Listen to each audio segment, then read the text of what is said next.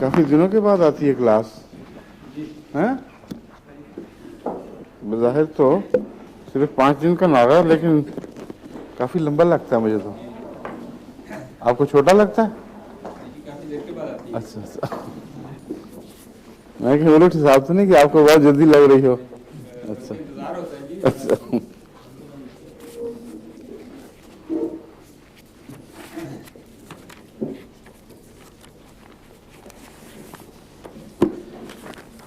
एक तो दोहराई हम कर रहे हैं अब, और एक होगी जब मैं बाहर जाऊंगा तो फिर पहली कैसेट्स जो थी शुरू से वो दोबारा शुरू हो जाएंगी, ताकि जो नए शामिल होने वाले हैं उनको भी आगाज़ का पता चल जाए और आपकी मुकम्मल दोहराई फिर हो जाए, क्योंकि इसमें काफ़ी वक्त लगेगा, वरना दवाएं जहन नशीन नहीं होती, ना नाम याद आते हैं ना दवाएं जहन नशीन होती हैं। कुछ देर के बाद काफ़ी कन्फ्यूजन हो जाता है, तो इसलिए रिपीट काफ़ी करना पड़ेगा और जितना मुमकिन हो रिलैक्स होकर देखें, ज़ोर ना डालें दिमाग पे, क्योंकि आज खुद फिर नक्श होना शुरू हो जाता है।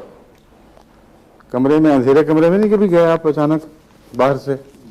क्या होता है? नजर नहीं आता कुछ। हाँ हाँ, कुछ वक्त लगता है ना, फिर जब आंखें एडजस्ट होती हैं तो सारे रोशनी रोशनी हो जाती है। तो हर एक चीज़ का अपना एक वक्त है, और इल्म का भी वक्त है। वो रोशनी कमरे के अंधेरे की तरह तो फ़ौरन तो नहीं हल होता, लेकिन अंदाज़ा और हर एक की आंखों की तरह दिमाग का भी एक वक्त होता है। लेकिन करते चले जाएं, करते चले जाएं, कुछ देर के बाद एकदम आंखें खुल जाती हैं और रोशनी आ जाती है। तो वो जब आ जाए फिर इत्मीनान है। ये बड़ा सबके लिए एनकरेजिंग है जी ये चीज़। हाँ हाँ, ये चीज़ इंशाल्लाह। वरना सब घबरा रहे थे। इसीलिए मैं बार बार कह रहा हूँ, क्योंकि ख़तों में भी कुछ परेशानी आनी शुरू हो गई है। कहते हैं कि एक खातून के भी आया हुआ था खत, कि शुरू में तो बड़े मज़े थे जल्दी जल्दी मज़ा आ रहा था, याद आ रहा था, अब समझ आ रही है जो पढ़ा था सब भूल चुका है, और एक मुसीबत पड़ रही है दिमाग में कि कौन सी चीज़ थी, वो कहाँ पहुँचना है। तो जाते वक्त तो आदमी चला जाता है, वापसी का रास्ता मुश्किल होता है। शिकार में हमने देखा है सबसे बड़ा मुश्किल काम यही है। तभी अल्लाह ताला ने जानवरों को बाज़ ख़ास किस्म की बुएँ अता की हैं, वो वापस अपने घर जाना हो तो वो रास्ते में बू लगाते चले जाते हैं। और लोग समझते थे कि ये कैसे मनहूस जानवर बदबूदार, लेकिन बदबू की वजह से उसकी बका है। वो छलांगें लगाता है दरख्त से दरख्त, और हर शाख पर अपनी बू लगा देता है, और फिर वो 30-40 मील रात को दूर निकल जाता है अपने भट्ट से, और उस बू के रास्ते वापस आ जाता है। तो इसलिए जाना तो आसान, जितने मर्जी मुंह करके निकल जाएं, वापसी मुश्किल होती है। ये जो आप सीखते हैं इल्म, इसमें भी एक सफ़र है जिसकी वापसी जब करें तो फिर पता चलता है कि अब कदम नहीं पड़ रहा उस तरफ। कहाँ किसी मंजिल में जाना हो तो वापसी का रास्ता भूला हुआ होता है। जब वापसी आसान हो जाएगी, वो वक्त है जब आप समझें कि अब आपको अबूर हो गया किसी हद तक। और इसको आम मुहावरे में कहते हैं ना, आई रिमेंबर इट बैकवर्ड्स।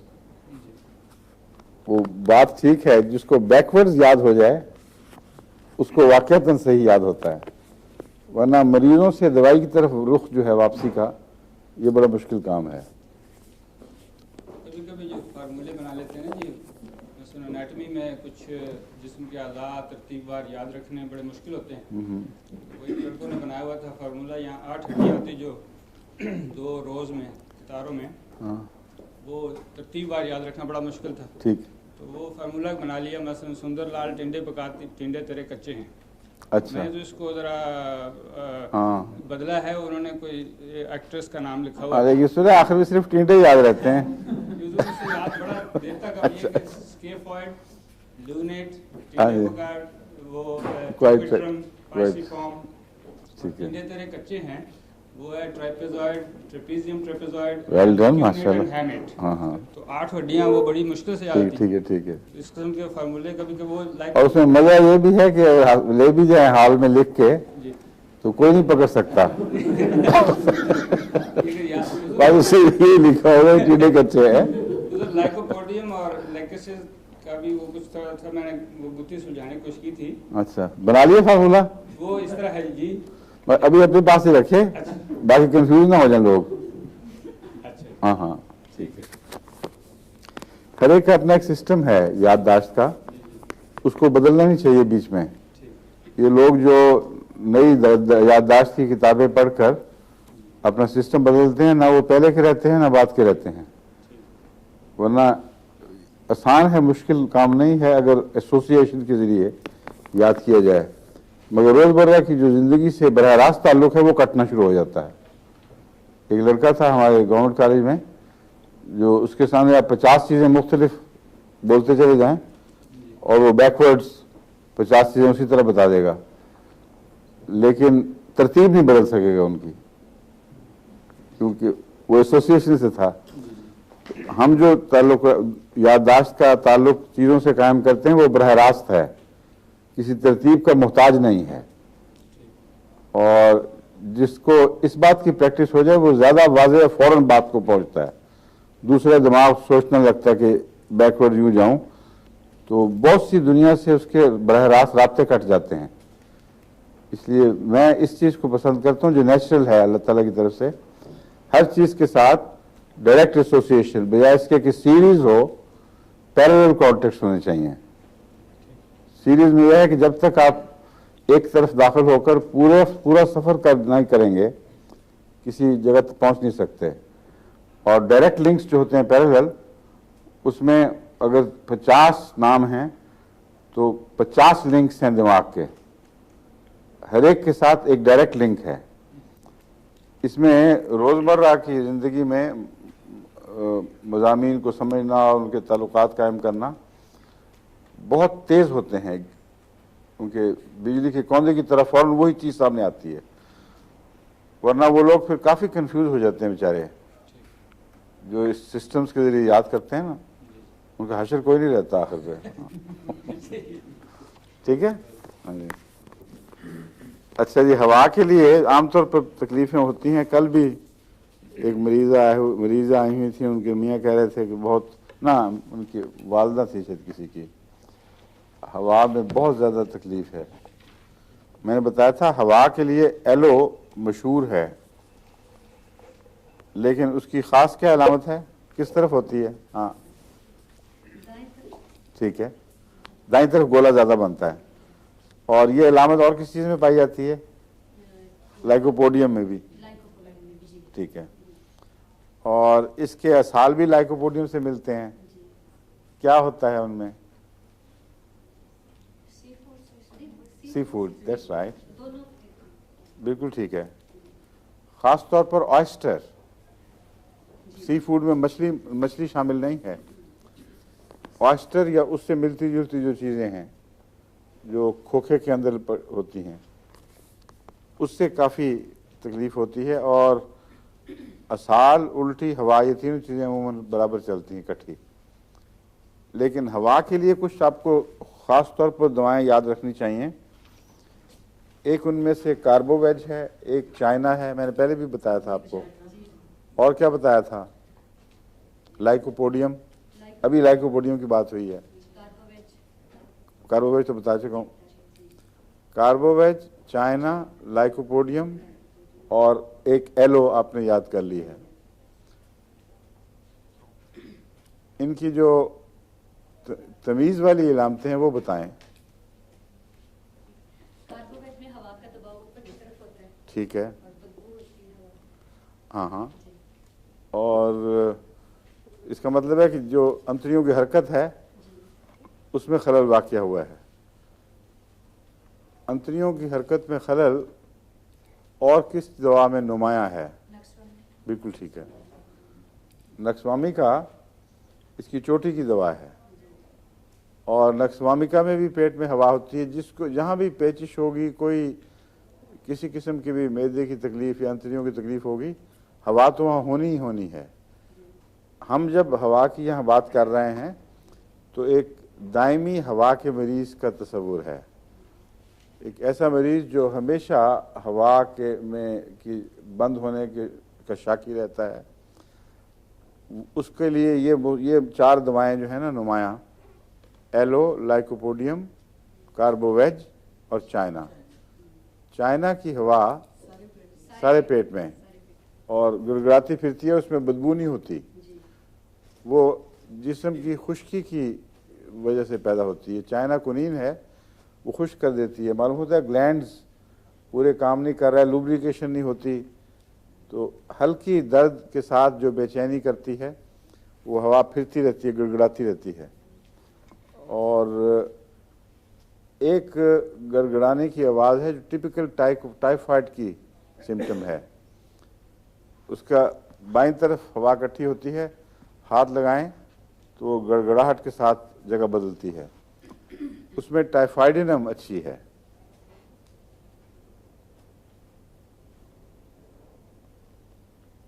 मगर वो आर्जी कैफियत है। जो आर्जी कैफियत की बहुत अहम दवा याद रखने के काबिल है वो कॉल्चिकम है। कॉल्चिकम अफारे की दवा है, रोज़मर्रा की हवा की नहीं है। अगर किसी वजह से अफारा हो जाए तो उसको कॉल्चिकम की एक खुराक फौरी फ़ायदा देती है। अगर अफारा हो, अफारा जानवरों में पता है आपको क्यों होता है? गाय भैंस और बकरियां, भेड़ बकरियां जब अफारे में मुब्तला होती हैं तो अक्सर उसकी क्या वजह है? बरसीम एक चारा है जो आमतौर पर खाया जाता है, और बरसीम में अगर खुश्की हो जाए और खुश्क साली की वजह से वक्त पर पानी ना मिले, जबकि वो ख़ास एक उम्र को पहुंचा हुआ हो, तो उसके अंदर हाइड्रोसायनिक एसिड पैदा हो जाता है, HCN। और आपको पता है पोटेशियम साइनाइड डेडलीस्ट पॉइजन है, और पोटेशियम साइनाइड का पॉइजन स्पेज़म के साथ मारता है, यानी सांस वगैरह की नाली, हर चीज़ के ऊपर ऐसा सख्त जफा पड़ता है कि फिर खुल ही नहीं सकती। इसलिए पोटेशियम साइनाइड के जो लोग मरते हैं इस पॉइजन से, वो एक लफ्ज़ भी नहीं बोल सकते। वो हमें लेबॉरेटरी में ये बताया जाता था कि पोटेशियम साइनाइड मुंह के आगे वैसे भी कुछ चीज़ रखो, और अंदर जहाँ ऊपर वो लगा होता था फैन, जिन दवाओं से केमिकल एक्शन से पोटेशियम साइनाइड बनता है, वो एक्शंस जब हम केमिकल्स के करते थे तो अंदर हाथ डाल के ऊपर से शीशा गिरा देते थे, वहाँ बनाते थे, और ऊपर फैन लगा होता था ताकि उसका मामूली असर भी ना आए। और इससे जानवरों को वो अफारा होता है, क्योंकि वो निस्बतन बहुत कम मिकदार में पैदा होता है, इसलिए फ़ौरन मरते नहीं हैं, मगर उनकी अंतड़ियों में यूँ स्पेज़म हो जाता है और सारा पेट फूल जाता है और कुछ अरसे के बाद तकलीफ से मरते हैं। उसका इलाज है ये कॉल्चिकम। और उसी सिलसिले में इंसानों को भी एक ख़तरा है कड़वे बादामों से। जो कड़वा बादाम है उसमें भी HCN पाया जाता है, हाइड्रोसायनिक एसिड, और उसी से वो कड़वा होता है। हाइड्रोसायनिक एसिड का टेस्ट इनको बादामों से तो पता चल जाता है, मगर बराह रास्त पोटेशियम साइनाइड का टेस्ट किसी को मालूम नहीं हो सका, क्योंकि कोई आदमी ना जिंदा रहता है इतनी देर, ना बोल सकता है, ना बता सकता है। अगर वो ज़ुबान पे रख के टेस्ट मालूम करने की कोशिश करे तो उस टेस्ट की याद लेके मर जाएगा, किसी को बता नहीं सकता, लिखने का भी वक्त नहीं मिलता। इसलिए इन्होंने अंदाज़ा लगाया है HCN की वजह से, जो कड़वे बादामों में मिलता है। इतना मामूली मकदार में है कि वो मार नहीं सकता, लेकिन इन बादामों को अगर ज़्यादा खा ले कोई, या बाद औरतें वो मीठे बादामों के साथ पैसे बचाने के लिए काले कड़वे बादाम ज़ाया ना हो, मिक्स विक्स करके तो डाल देती हैं चीज़ों में, वो ख़तरनाक है, बाद बच्चों के स्पेज़म पैदा कर सकता है। तो स्पेज़म जो भी ख़तरनाक और फौरी हों, उनका इलाज कॉल्चिकम है।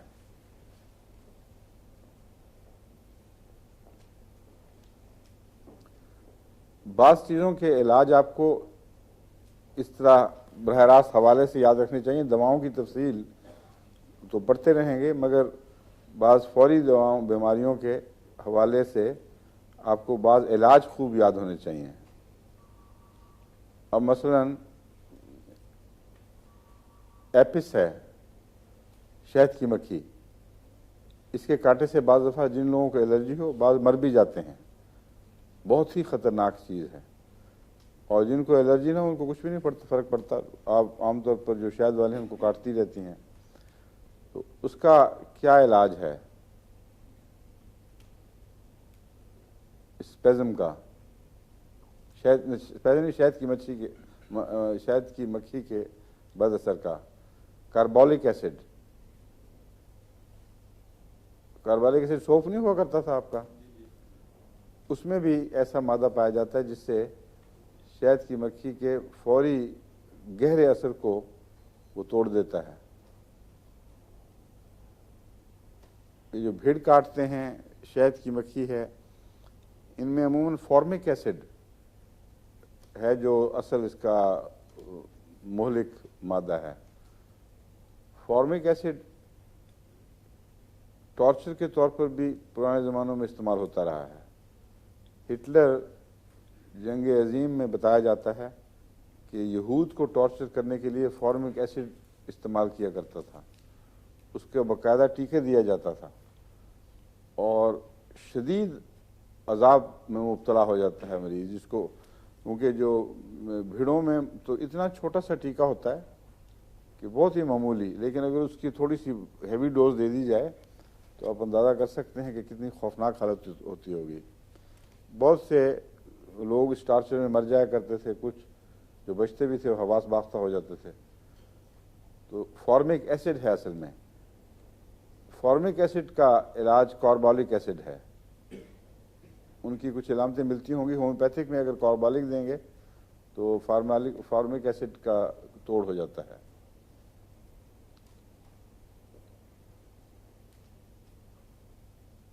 भीड़ और शहद की मक्खी दोनों के कांटे में जो एक दवा रोज़मर्रा इस्तेमाल होने वाली और बहुत ही मुफीद है, वो नेट्रम्योर है, table salt, simple table salt.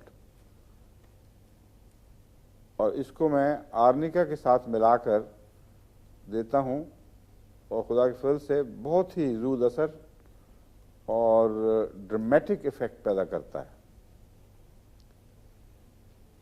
एक दफ़ा हज़रत खलीफतुल मसीह सालिस रज़ी अल्लाह तआला अन्हु बीमार थे।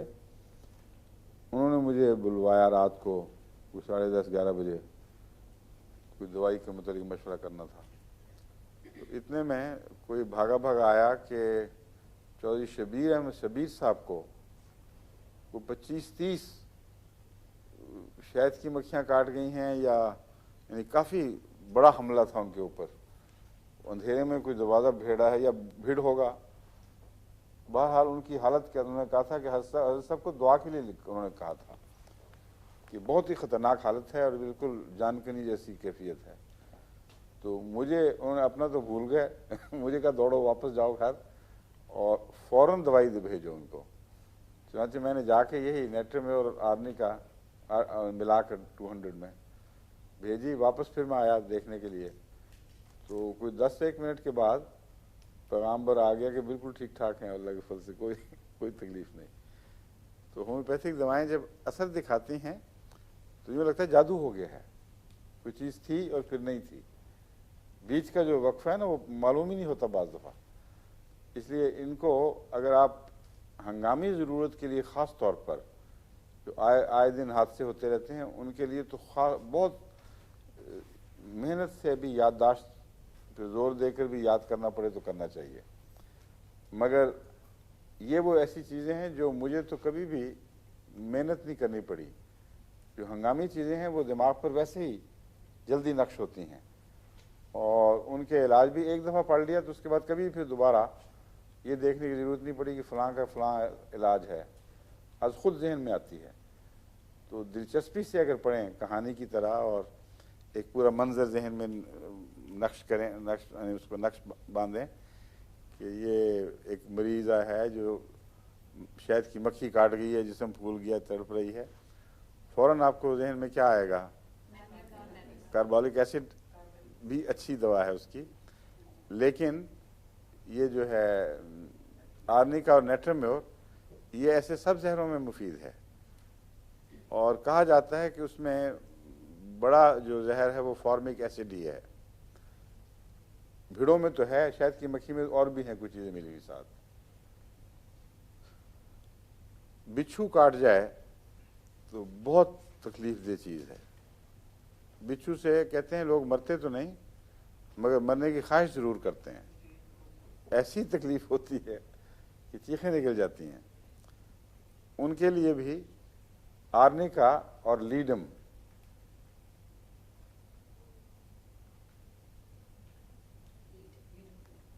ये दो मिलाकर दी जाएं और रिपीट की जाएं तो बहुत ही मुफीद है। हमारे वहाँ एमडी डॉक्टर होते थे, वो अब इस वक्त देख रहे होंगे, डॉक्टर निसार मुरानी, बड़े ज़हीन आदमी थे माशाअल्लाह। वहाँ की जो शेड्यूल्ड कास्ट कौमें हैं ना, थर के इलाके में फैली हुई हिंदू, उनमें से वो तालीम याफ्ता थे और ख़ुद एमडी हुए, फिर हमारे वक्फ जदीद के मौलिम बने और हर फन मौला से, होम्योपैथी में भी माहिर, दूसरी चीज़ों में भी, तो आजकल नौकोट में होते हैं। उन्होंने मुझे बताया कि थर में बड़े ख़तरनाक बिच्छू होता है और नाकाबिले बर्दाश्त होता है बिच्छू काटे हुए को देखना भी, जिस तरह वो तड़पता है। तो उन्होंने लीडम और आर्निका और बाज़ दफ़ा नेट्राम्योर, मुझे याद नहीं मिलाते थे कि नहीं, अगर मैं तो मिला के देता रहा हूँ, वो इस्तेमाल की। 5 मिनट में 2 दफ़ा दोहराते थे 200 में, और 10 मिनट के अंदर अंदर मरीज बिल्कुल ठीक ठाक, कोई तकलीफ बाकी नहीं रहती थी।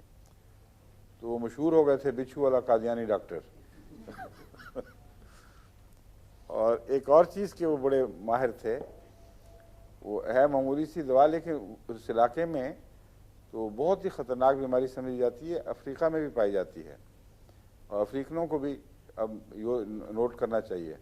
क्योंकि मुझे परसों एक अहमदी मुबल्लिग की तरफ से ख़त मिला है कि ये लोग तो पता नहीं कांटों से निकालते हैं उस कीड़े को, आहिस्ता आहिस्ता लपेट लपाट के।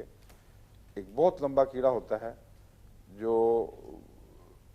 सैकड़ों फीट भी हो जाता है, और जहाँ वो जिस्म में दाखिल हो जाए वहाँ से अगर उसको टूट जाए तो फिर और जगह भेज देता है अपने शाखें और बच्चे, कैंसर की तरह। इसलिए उसका निकालने का फ़न यह है कि उसको टूटने न दिया जाए। और वो माहिर अफ्रीकन जो अपने तजर्बे से सीख लेते हैं, वो सुई तो नहीं मगर ख़ास किस्म का कोई कीकर है यहाँ, उसके कांटे पर पहले उसको हल्का सा उधेड़ के मुंह उसको लपेटना शुरू कर देते हैं। फिर वो लपेटते चले जाते हैं यहाँ तक कि पूरा लिपटा लिपटाया बाहर आ जाता है। मगर अगर ये ना हो तो फिर उसका कोई इलाज नहीं। थर के इलाके में लोगों को ये लपेटना नहीं आता मेरा ख्याल है, क्योंकि जिसको हो जाए वो फिर बेचारा ज़िंदगी भर उसकी मुसीबत ही है। उसका इलाज बहुत सादा है, सिलिशिया 6X, चंद दिन खिलाएं, वो पिघल के पानी होके निकल जाता है, कुछ भी नहीं रहता बाकी। और काली फॉस साथ मैं मिला दिया करता हूँ ताकि असाब के लिए टॉनिक है काली फॉस। अफ्रीका में बाज़ लोगों ने मुझे लिखा, उनको मैंने जवाबन लिखा कि ये इस्तेमाल करें। उनकी तरफ से फिर कंफर्मेशन हुई कि बहुत अच्छी दवा है। और थरों में तो बहुत शोहरत थी, दूर दूर से आते थे वो कादियानी डॉक्टर से वो इस कीड़े की दवाई लेने के लिए। तो ये सारी बातें अब हर जगह लोग सुनेंगे, अफ्रीका में ख़ास तौर पर मेरा ख्याल है बहुत मुफीद होंगी इंशाल्लाह। एल्यूमन पे अब आते हैं।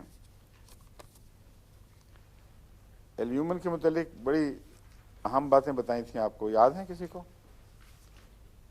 हाइड्रोकेटाइल्स हैं? कोलाइडल सॉल्यूशन को ये इससे खून वो जलता है।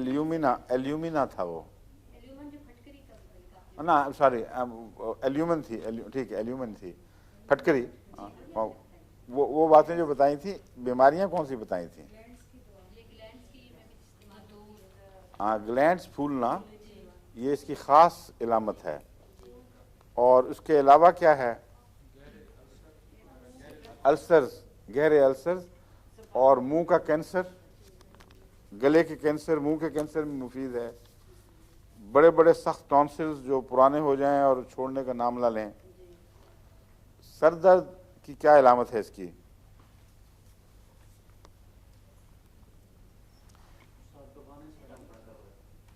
सर दर्द की, हाँ, नहीं, सर दबाने से तो अक्सर को आराम आता है। इसकी जो इलामत पहचान वाली वो ये है कि बाज़ दवाओं में ये इलामत है कि सर के ऊपर गर्मी और जैसे किसी कोई दबा रहा हो जोर से, यानी पिचकने का एहसास और बोझ का एहसास होता है। दर्द के साथ सर दब रहा है खुद ब खुद।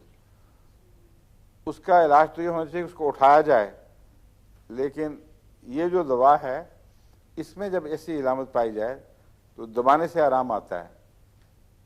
दूसरी जो दवाएं हैं उनके सर की ये कैफियत हो तो दबाने से आराम नहीं आता, बल्कि मरीज को कपड़ा भी बर्दाश्त नहीं होता। पहले ही सर पे बोझ होता है तो टोपी पगड़ी भी उतार देगा, कपड़ा भी नहीं लगाएगा, हाथ लगाएगा तो तकलीफ होगी। ये वो दवा है जिसमें दबाने से आराम आता है। और दबाने के लिहाज से बहुत सी दवाएं हैं जिनमें ये इलामतें हैं और इनसे भी पहचानी जाती हैं। काली काब है, उसको दबाने से तकलीफ बढ़ती है। और लेकेसिस है, उसको ज़्यादा दबाने से नहीं बढ़ती, हल्का हाथ लगाने से बढ़ती है। किसी जगह हो, अगर मामूली हाथ लगाएं तो बड़ी सख्त तकलीफ होती है। उसकी जिल्द का ऊपरला हिस्सा सेंसिटिव होता है, और एक दफ़ा फर्म हाथ के साथ उसको दबाना शुरू कर दें तो मौक़ जगह में आराम आने लग जाता है। तो ये बहुत ही बारीक, हर एक दवा के अपने अंदाज हैं, उनके साथ वो पहचानी जाती हैं। वरना मर्ज़ तो सब मिलते जुलते हैं। सब हर किस्म के मर्ज़ में बेशुमार दवाएं हैं जो असर दिखा सकती हैं, मगर उनके अपने मिजाज को शनाख्त करना इस हद तक कि उनकी अजूबा बातें आपके जहन में नक्श हो जाएं, ये आपके लिए मुफीद साबित होंगी। इससे आपको फ़ौरन असल दवाई की तरफ ख्याल मुनक़तिल हो जाएगा, मुंतकिल। अच्छा जी, और कौन सी अहम बातें थी इसकी? आप जी, हाँ, जिनके ग्लैंड्स ख़राब हों वो सिली मरीज़ होते हैं, मगर मेरा ख्याल है मैंने सिल का कहा नहीं था, मुझे याद नहीं। उजलाती सख्तियों की वजह से एक और दवाई में मैंने सिल की बात की थी, इसमें मुझे नहीं याद की हो। फास्फोरस में सिल का जिक्र चलता है, और बेसिलिन वगैरह और कई हैं दवाएं, सल्फर है, ब्रायोनिया में भी सिल की इलामतें पाई जाती हैं। मगर ये जो ग्लैंड्स की है ये कैंसर से ज़्यादा मुशाबे है। ग्लैंड्स का फूलना और सख्त हो जाना और इंड्यूरेशन वहाँ कायम रह जाए, ये बाज़ दफ़ा कैंसरस बीमारियाँ पैदा कर देती है चीज़। उसमें जो आगे बढ़ी हुई स्टेज की ग्लैंड्स के मामलात हैं उन पर यह असर दिखाती है।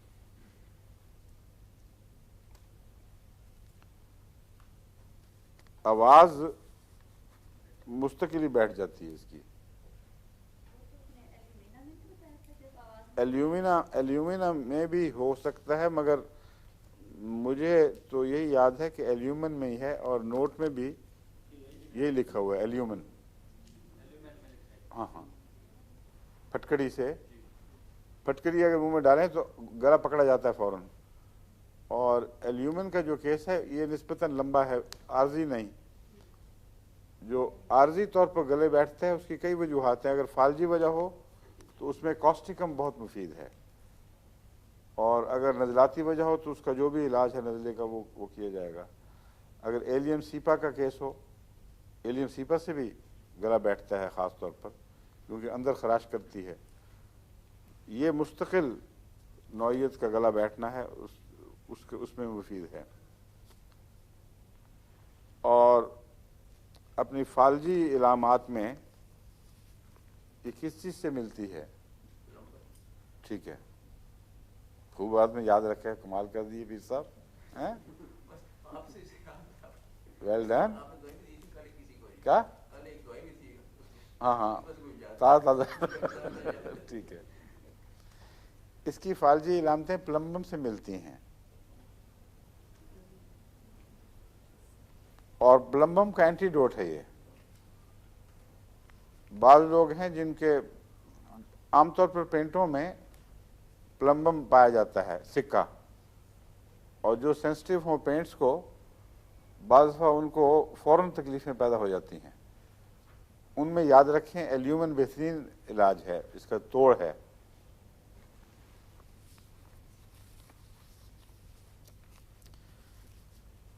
और एल्यूमिना की ख़ास क्या बातें हैं, क्यों जी, याद है?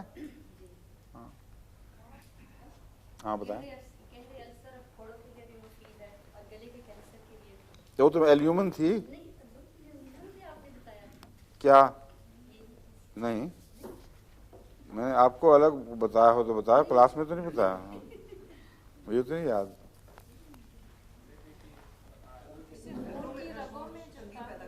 अब ऊपर हमारे घर फायदा के पास जब आती हैं खाने के वक्त, तो उस वक्त बातों में शायद कुछ जिक्र हो गया, भूल भुला के कहीं क्लास में कहीं बताया था मैंने। आप बताएं, और कोई बताए फिर? जी बिल्कुल सही है। अहम तरीन इलामत जिसमें जो इसकी शख्सियत बनाती है वो ये है कि ये आहिस्ता असर करने वाला गहरा जहर है जो खून की नालियों को सुकेड़ता है या उनमें कुछ मादे जमा देता है, जिस तरह कोलेस्ट्रॉल वगैरह, और मुस्तकिल खून की नालियाँ अगर सिकुड़ जाएं और दिमाग पर असर पड़ जाए और आर्टेरियोस्क्लेरोसिस हो जाए तो उसमें ये दवा लंबा अरसा खिलानी पड़ेगी, 1-2 महीने की बात नहीं है। ये बात ख़ास तौर पर मैंने समझाई थी, ठीक है। और खारिश के मुतालिक क्या बताया था? हाँ, पहले कोई उभार नहीं आते होते जिल्द के ऊपर, और जब इसको मरीज खारिश करता चला जाता है तो फिर उभार निकलते हैं, और उनमें अमूमन जर्दी माइल पानी या पीप जैसा मवाद पैदा हो जाता है। और क्या बताया था? हाँ, ये बहुत अहम है। आँखों के छप्पर, वो जिस तरह क्रॉनिक एक्जिमा होता है उससे मोटे हो जाते हैं, इस तरह आँख के छप्परों में खुजली और वो ज़्यादा मोटे और बोझल हो जाते हैं, उनमें ये बहुत मुफीद है। अब तो डॉक्टर साहब को भी वो चीज़ें याद रहने लगी हैं माशाल्लाह। एक और चीज़ क्या बताई थी? ऐसे लोग जिनके मैदे खराब हो, जी, मैदे जिनके खराब हो, मैदे तो ख़राब अक्सर लोगों के होते हैं। क्या अलामत है मैदे की खराबी की? मैदे में हवा और कटे डकारी बड़े लोगों को होते हैं। नहीं, वो आपने बताया था कि क्या है, लेकिन बाद में मुंह का जायका और खट्टा हो जाता है। ये जो इलामतें हैं हर मैदे की बीमारी में यही इलामतें पाई जाती हैं, इल्ला माशाअल्लाह। मैंने कहा था कि अगर ये इलामतें मुज़मिन हो जाएं और मरीज़ का की बीमारी दायमी पकड़ बैठे उसको, उस वक्त एल्यूमिना काम आएगी। आर्जी तौर पर कोई ज़्यादा खा लेता है, कोई और बेहतियाती कर लेता है, उसको मैदे की तकलीफ़ होती है। मैदे की तकलीफ़ें एक जैसी होती हैं कमोबेश, बाज़ बीमारियों में फ़र्क होते हैं नुमाया, लेकिन आमतौर पर जिसको कहते हैं मैदा ख़राब है, उसके लिए पुराने ज़माने में एक दवा हुआ करती थी, लाल मिक्सचर, जो एलोपैथिक डॉक्टर दिया करते थे, कार्मिनेटिव।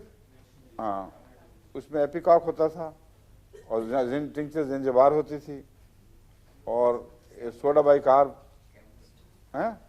नहीं, सोडा बाइकार्ब और सुर्ख से रंग की मीठी दवाई होती थी, अच्छी होती थी। हैं? नंबरों का मुझे नहीं पता है। हम तो डॉक्टर हिफ्जुल्लाह साहब से मैदे की दवाई, लाल दवाई कहा करते थे तो दे देते थे। वो अच्छे अच्छे नुस्खे थे, अब डॉक्टर भुला बैठे हैं और वो खाम खा फार्मास्यूटिकल इंडस्ट्री के पल्ले पड़ गए हैं। वो बहुत बेहतर होते थे और बहुत तेज़ असर दिखाया करते थे। तो ये जो दवा है ये ऐसे फौरी केसेस के लिए नहीं है। एल्यूमिना में याद रखें कि फ़ौरन पैदा होने वाली बीमारियों में एल्यूमिना चंद बीमारियों के सिवा काम नहीं करेगी। ये एक दायमी लंबा असर पैदा करने वाली दवा है और इसी तरह ये शफा भी देती है। बवासीर के ज़ख़म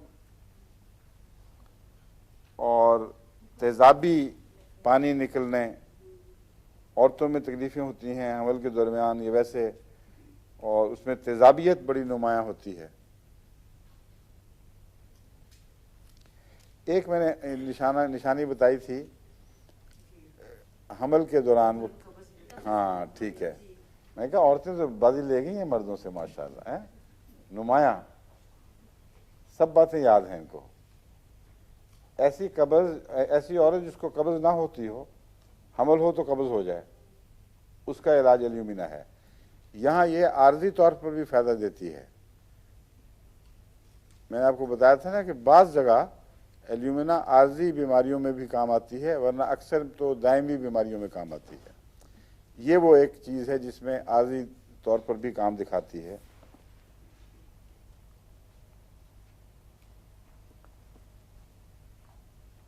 और इसी तरह पुरानी दायमी खांसी, उसमें भी ये मुफीद है। जी, फाइब्रॉइड्स के लिए मैंने और दवाएं बताई थी, लेपिस एल्बा और एल्यूमिन। एल्यूमिना मुझे नहीं याद बताई हो। अच्छा, बताई थी? एल्यूमिन तो बताई थी, एल्यूमिना भी बताई थी। अच्छा, फिर मुझे नहीं किसी ने बताई। हैं? है कहीं, बताओ। नहीं, मुमकिन है एल्यूमिन का, नहीं हो सकता है, बैद नहीं, क्योंकि एल्यूमिन जो है उसके अंदर बुनियादी सिफ्त ये है कि वो सारे असर अपने सॉल्ट्स में भी दिखाती है जो इसके अंदर पाए जाते हैं। तो अगर एल्यूमिन में वो सिफत मौजूद है तो कुछ किसी न किसी हद तक एल्यूमिना में भी हो सकती है। रूल आउट नहीं कर सकते इसको, लेकिन मुझे याद नहीं कि मैंने कहा हो। एग्नेस कास्टस, ये पढ़ाई है आपको पहले? हैं? हाँ, क्या थी बातें इसकी? हैं? ना, हाँ, ये भूलने की भी कमी हो तो कई दवाओं में है, याददाश्त की कमी है इसमें। वो एम्ब्राग्रीसा में भी बताया था मैंने, और भी कई दवाओं में भी है। कंफ्यूज हो, याददाश्त ना हो पूरी, काली फास बहुत अच्छी है याददाश्त को तेज करने के लिए। दायमी याददाश्त की कमज़ोरी में सल्फ़र बहुत अच्छा काम करती है। 200 में मैंने देखा है, वो मरीज़ जिनको दायमी कमज़ोरी हो दिमाग की, उनको सल्फ़र बहुत काम देती है। बाज़ों को वक्ती असाबी दबाव की वजह से याददाश्त जवाब दे रही होती है, वहाँ काली फॉस बहुत अच्छा काम करती है। इसकी इलामतों में क्या चीज़ ख़ास नुमायाँ थी? हाँ, ये ठीक है, बिल्कुल ठीक है। और औरतों में अमूमन चूँकि काफ़ी बोझ उठा के 9 महीने कई बार मुश्किल में पड़ती हैं, इसलिए उनके असाब जवाब देते हैं और नीचे का गिरने का एहसास पाया जाता है। ये कई दवाओं में है। कॉस्टिकम भी इसमें नुमाया असर रखती है। एग्नेस कास्टस ख़ास तौर पर ये इस बीमारी से, इस एहसास से ताल्लुक़ रखती है। हाँ हाँ बिल्कुल ठीक है। खुदकशी का रुझान नहीं, बल्कि बीमारियों में खुदकशी का ख्याल आने लग जाता है, लेकिन खुदकशी का रुझान जिस बीमारी दवा में है वो और दवा है, वो है आरम म्योर।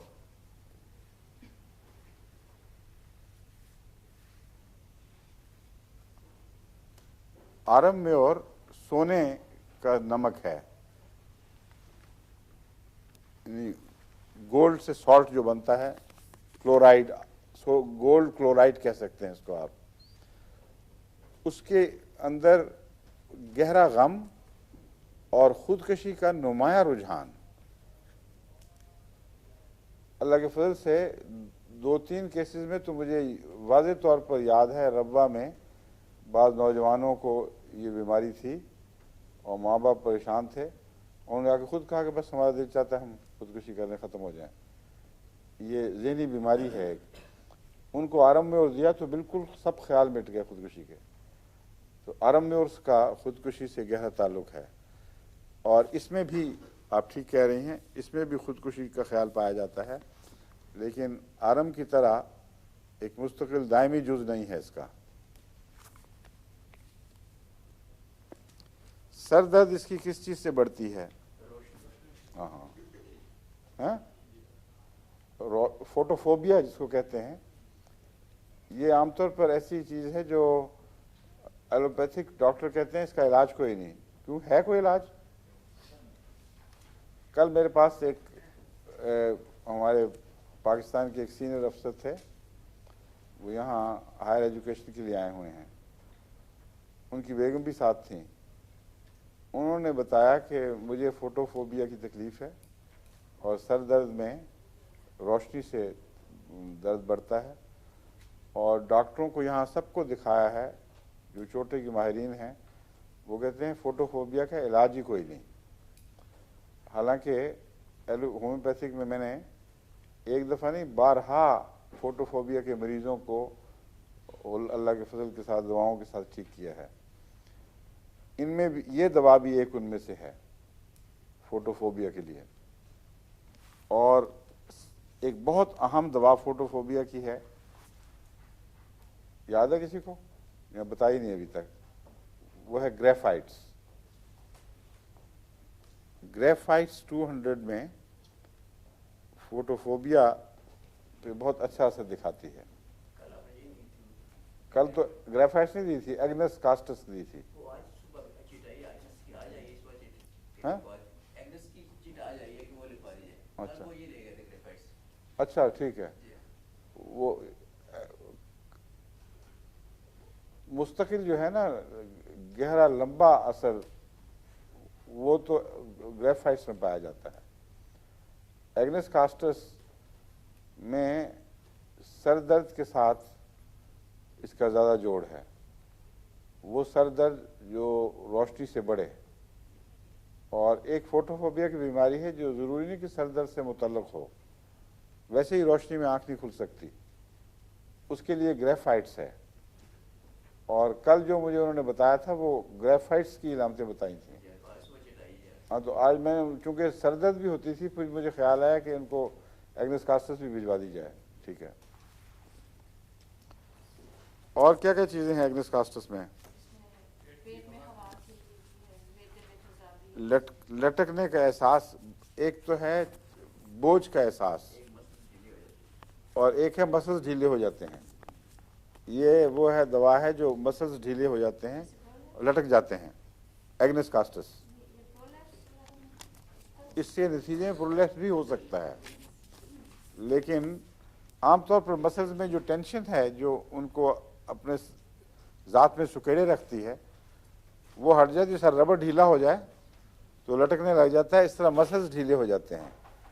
मस्कुलर सिस्टम में लचक नहीं रहती और वापस अपनी हालत पे सुकड़ने की ताकत नहीं रहती।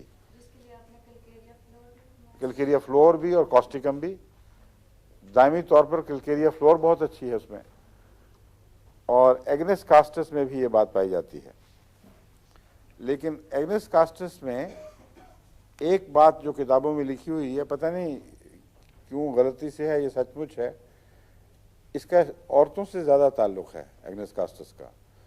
इसलिए मसल ढीले होने के ज़िक्र में औरतों का जिक्र मिलता है कि ख़वातीन के मसल जब ढीले हों तो उनके लिए एग्नेस कास्टस अच्छी है। और चूंकि रहम के नीचे गिरने का एहसास भी एग्नेस कास्टस पाया जाता है, इसलिए हो सकता है इसका ताल्लुक़ अंदरूनी तकलीफ़ों से ही हो और उसके नतीजे में जो मसल कमज़ोर हो जाए और ढीले पड़ जाएं उनमें मुफीद होगी।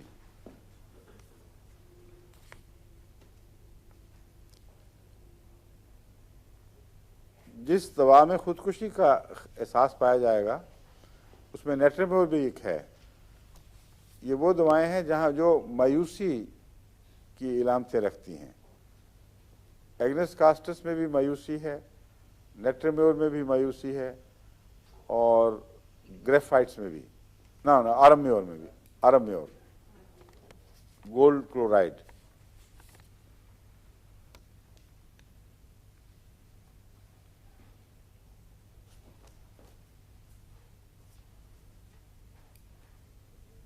और कोई ख़ास बात इसकी पहले कही हो? ये सब याद है आपको? वहाँ जरूर बताना था। और चीज़ जो मुझे याद है और मैं नहीं बता रहा, वो तो नहीं बोलनी चाहिए थी आपको। हाँ, पेट में हवा हाँ, पेट की हवा ठीक है। वो पेट की हवा तो तकरीबन हर दवा में ही है। उसका इम्तियाजी निशान जब मिलेगा फिर वो काम करेगी। अच्छा, एलेंथुस एक नई दवा पहले नहीं बताई शायद।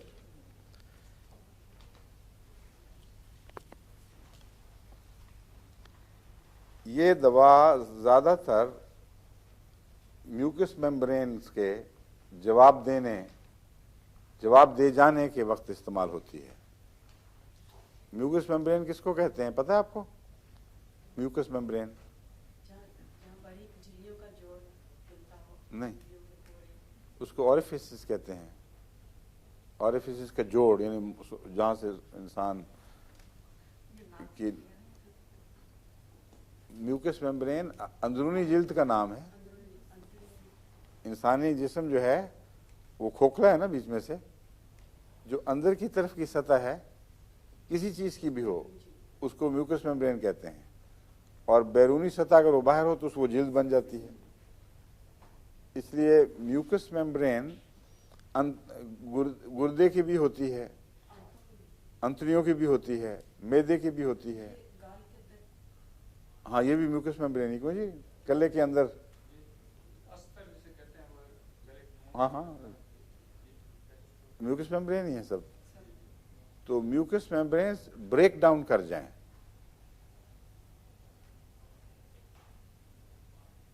लेकिन इसके ब्रेकडाउन में, और एक और दवाई आपको याद नहीं आई म्यूकस मेम्ब्रेन के ब्रेकडाउन के मुताबिक मैंने बताई थी, एमोनियम कार्ब। इसके ब्रेकडाउन में उसके ब्रेकडाउन में आपको फर्क जरूर रखना होगा।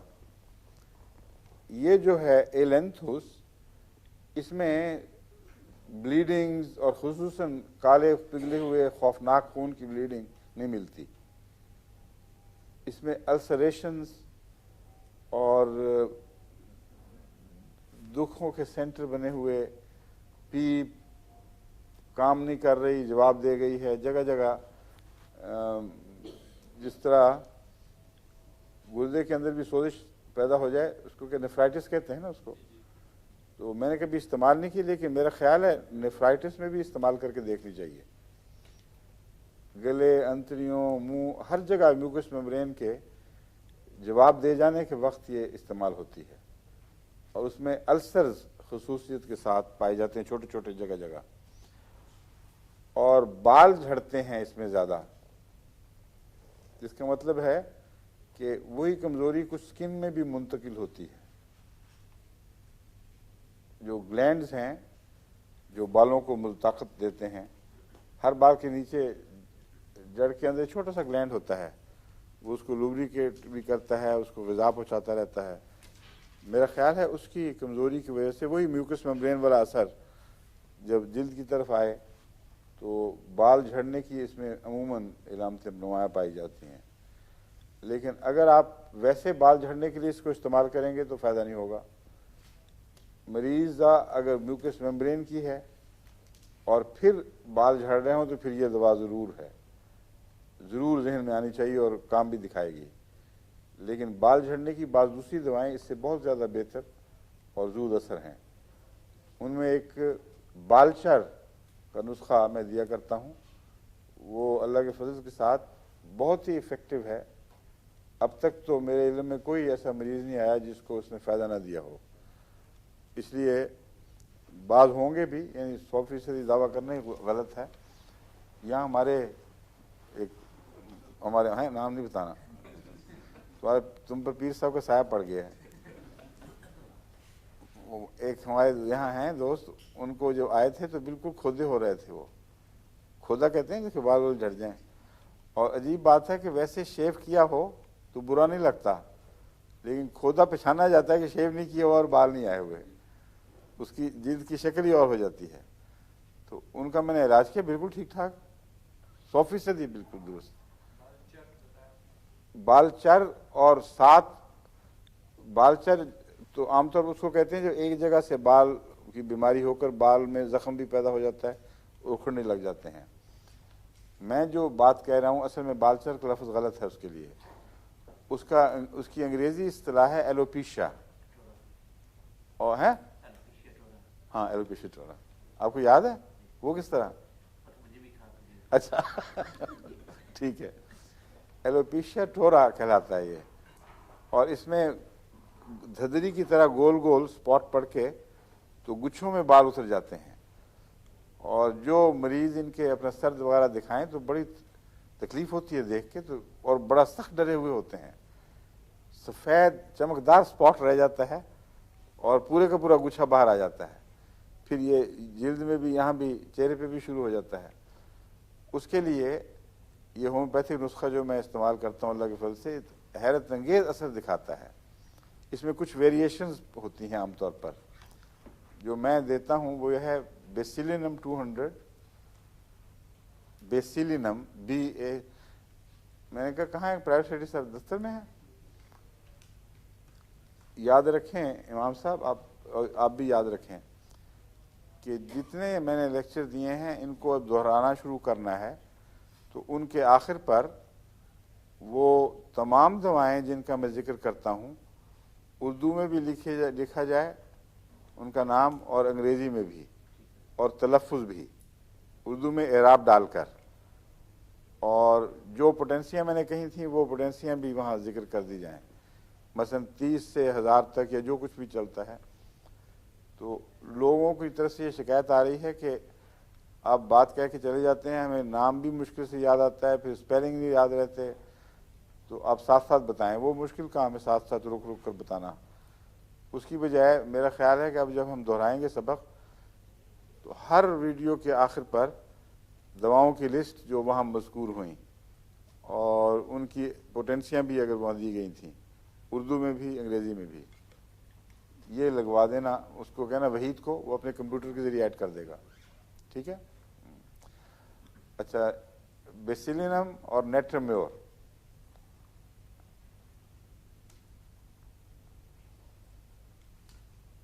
और साथ इसके ये 200 में देता हूँ बेसिलिनम। बेसिलिनम दे दिया, बता दिया था ना, हाँ ठीक है। इसके साथ एक रोज़मर्रा के लिए जो दिन में 3-4 दफ़ा दी जाती है वो एक है ट्यूक्रियम, TEU, और बाज़ गालिबन स्पेलिंग TU से भी लिखेंगे, मुझे तो TEU याद है। खा TEU हो या TU हो, उसके बाद C आएगी, फिर REUM, ट्यूक्रियम 30 और पिक्रिक एसिड 30।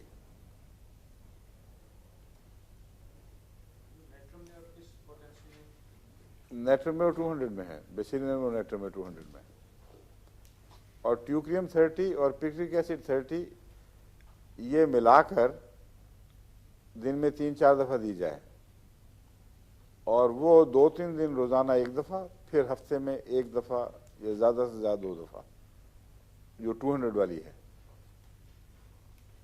ये अगर दिन में 2-3 दफ़ा देते रहें तो कुछ अरसे के बाद वो सफ़ेद जगहों पर बाल आने शुरू हो जाते हैं, बाल झड़ने का सिलसिला बंद, और पूरा सिर बालों से भर जाता है। एलेंथुस नहीं, एलेंथुस नहीं। एलेंथुस पे मुझे याद आया था तो मैंने जिक्र किया है। इसमें बाल झड़ने का जिक्र अमूमन मिलता है। मैं ये बता रहा था कि उसका ताल्लुक म्यूकस मेम्ब्रेन से गालबन होगा। जिस मरीज में म्यूकस मेम्ब्रेन्स गल सड़ जाएं या गल रही हों, उनके बाल झड़ने वाले मरीज में मेरा तासुर है, मुझे तजुर्बा नहीं हुआ कभी, ये मुफीद होगी। लेकिन ये बालचार और दूसरी दवाओं में मुफीद नहीं है। इससे मालूम होता है कि ख़ास मरीज़ के लिए ये मुफीद है। और ये जो दवाएं हैं इसमें इससे कतई नज़र कि उसकी अंतरियाँ कैसी हैं और इलामतें हैं कि नहीं, ये जो नुस्खा है ये टकसाली का नुस्खा है। ये तजर्बे से आस्ता आस्ता मैंने सीखा है और बहुत मुफीद है अल्लाह के फजल से। और किसी के अगर बचपन में बाल सफ़ेद हो जाएं, और बालों की बात हो रही है तो वो भी जिक्र कर दूं, या आगाज़ जवानी में एकदम बाल सफ़ेद होते हैं और उनके बाज़ दफ़ा गुच्छों की सूरत में होते हैं, यानी बाज़ लटें एकदम सफ़ेद हो गई, और ख़ास तौर पर औरतें तो इससे बहुत डर जाती हैं।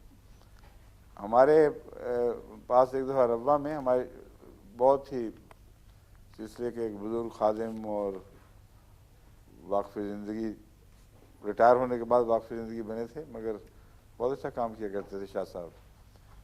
वो एक दफ़ा अपने नवासी को लेके आए दफ्तर वक़फ़े जदीद में, और छोटी सी उम्र उसकी 6-7 साल की होगी, और उसकी बड़ी बड़ी लटें पूरे के पूरे गुच्छे के गुच्छे सफ़ेद हुए थे 2-3 जगह से, और बहुत डर के मारे बुरा हाल था सारे घर वालों का कि इस उम्र में बच्ची को ये हो गया तो क्या बनेगा। उनको मैंने, ये पहली दफ़ा मुझे जहन में आई थी कि सोराइनम मुफीद होनी चाहिए इसमें, तो मैंने सोराइनम की 1000 की ताकत की एक खुराक दी और हफ्ते के बाद दोहराने के लिए कहा, और 1 महीना नहीं गुजरा था कि वो बच्ची को लेके आए, दिखाए बाल खोल के, नीचे से काले बाल आ रहे थे, ऊपर सफ़ेद थे, और नीचे से जो उग रहे थे वो काले थे। और अब वो अल्लाह के फजल से शादीशुदा है, कई बच्चे हैं उसके, खुशबाश है, और बाल बिल्कुल ठीक है। तो उस तजर्बे से शह पाकर मैंने फिर और भी इस्तेमाल करके देखी है। सोराइनम का अचानक बालों के सफ़ेद होने से इसलिए ताल्लुक़ है कि ये जल्दी बीमारी में मुफीद है। इसको बरस वगैरह में सोराइनम बहुत मुफीद है, कोढ़ के लिए भी मुफीद है। तो इसलिए मुझे ख्याल आया था कि अमूमी बीमारी नहीं है कोई, किसी ख़ास जगह जिल्द पर कोई बरस का स्पॉट बना है या उससे मिलता जुलता कोई असर है जो महदूद दायरे में है, तो वो काम कर गया अल्लाह के फजल के साथ, और अब भी काम करती है उसी तरह। क्यों जी, वक्त आपका अभी 5 मिनट है ना अभी? अच्छा।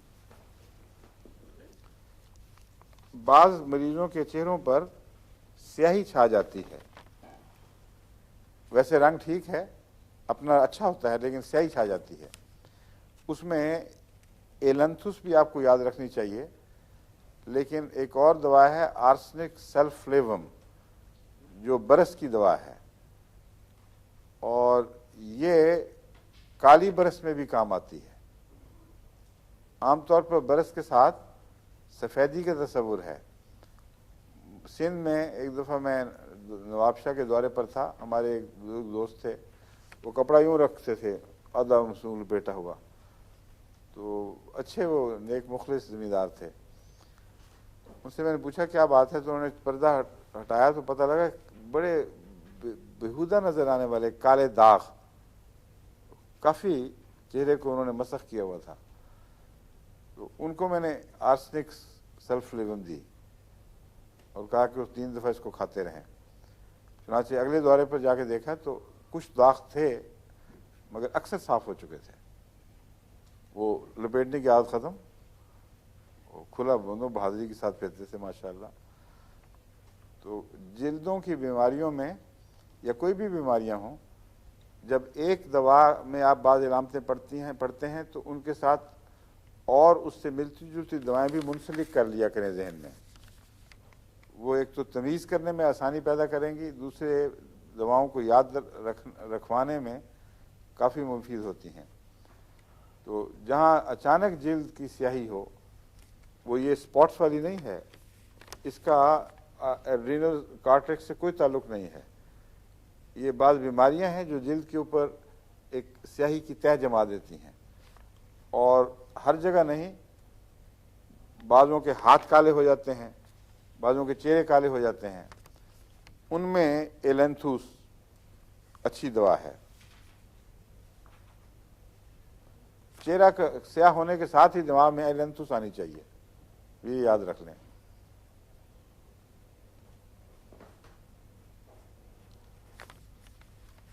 अगर ये, चूंकि इसमें ख़ास तौर पर म्यूकस मेम्ब्रेन के जवाब देने का जिक्र मिलता है, रहम के अंदर की सतहों के साथ भी इसका बहुत ताल्लुक़ है। और अगर किसी को प्योरफरल फीवर कहलाता है, हाँ, प्रसूति का बुखार कहते हैं उसको उर्दू में, यानी रहम के साथ जिस इन्फेक्शन का ताल्लुक़ हो और उससे बुखार हो जाए, सेप्टिसीमिया रहम का, उसके नतीजे में जब दिमाग में पागलपन हो, और अक्सर औरतें जिनको ये बीमारी हो वो ज़रूर रेव करती हैं उस बीमारी में, टाइफाइड की तरह इसमें भी रेविंग पाई जाती है, उनके लिए ये बहुत अच्छी दवाई है एलेंथूस।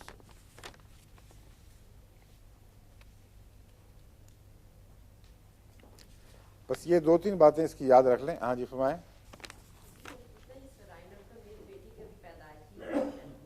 क्या? वो बीमारी नहीं है, वो है कंजेनिटल, और उस कंजेनिटल का कोई इलाज नहीं हुआ करता। बाज़ सूरतों में अगर कमी रह गई हो डेवलपमेंट में तो वो इलाज हो जाता है, लेकिन अगर कोई उज़्व बना ही नहीं या किसी जगह से वो जिल्द उन खुलियों से खाली है, तो जो पैदाइशी हो उसका कोई इलाज नहीं होता। चंद सूरतों में मैंने देखा है, वो भी इस शर्त के साथ कि डेवलपमेंट में कमी हो, वो पूरी हो जाती है।